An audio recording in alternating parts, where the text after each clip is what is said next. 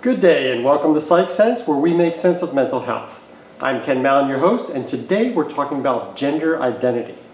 Now, gender identity has come up again in the news in relation to the public restroom use. And towards the end of this video, I'll give my opinions about this heated topic, but first I want to talk about this from a clinical and psychological standpoint. First, let's talk about terminology. We hear terms like transsexual, transgender, intersex, gay, queer, lesbian, bisexual, gender nonconforming, asexual, and non-binary, just to name a few of these related terms. Now, firstly, on the bathroom issue, this has nothing to do with sexuality. I hope people understand that. This is not about whether a person is attracted to or not attracted to certain people.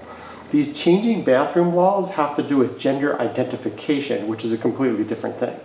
Gender identification refers to your own personal experience of your gender, has no relation to what your biological gender is or what your sexuality is. In other words, you could be born a male, be biologically male, but experience life as a female. You feel female inside.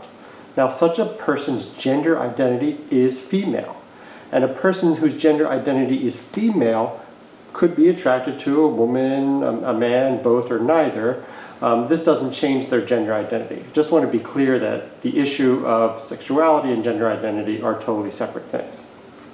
Now, imagine for a moment you're born a male, but you experience life as a female. You've just always been feminine. You changed your name to a female name. You dress like a woman. You look feminine. People are telling you to use a public men's restroom.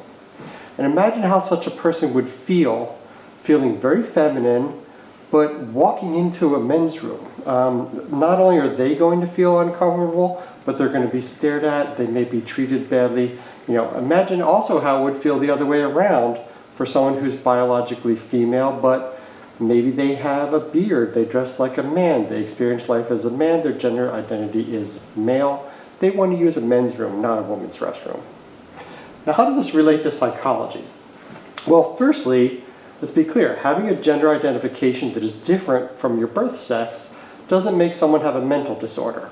However, there is a psychological diagnosis referred to as gender dysphoria that applies to people whose gender identification, in other words, the way they feel inside, doesn't match their birth sex. And they experience a great deal of distress or negative impact in their lives.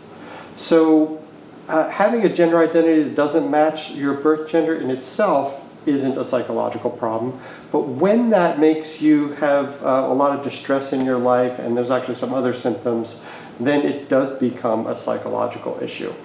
And guess what? Society is not doing these people any favors by projecting gender stereotypes or hassling people about their choice of public restroom.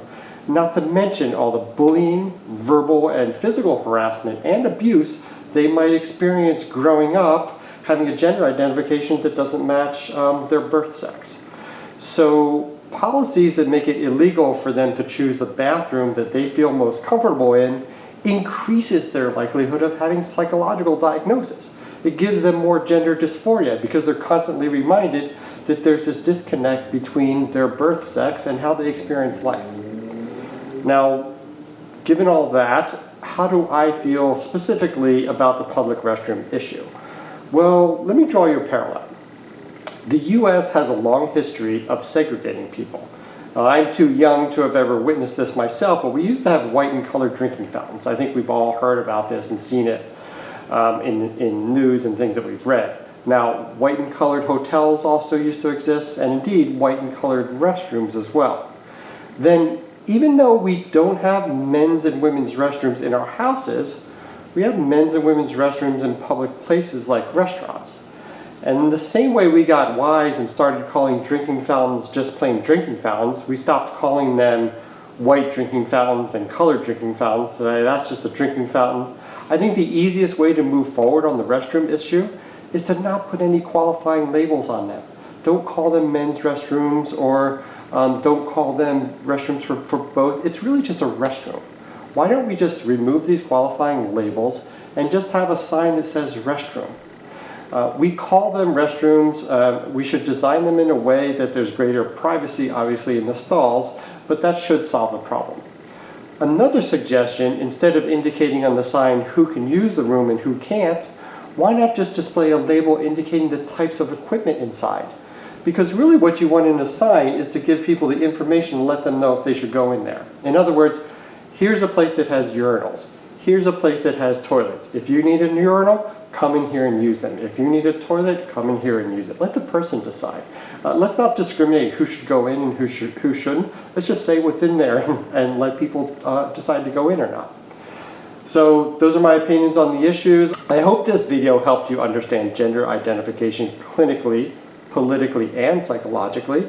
And so with that, thank you for watching Psych Sense, where we make sense of mental health. I'm Ken Mallon, your host, and I'll see you next time.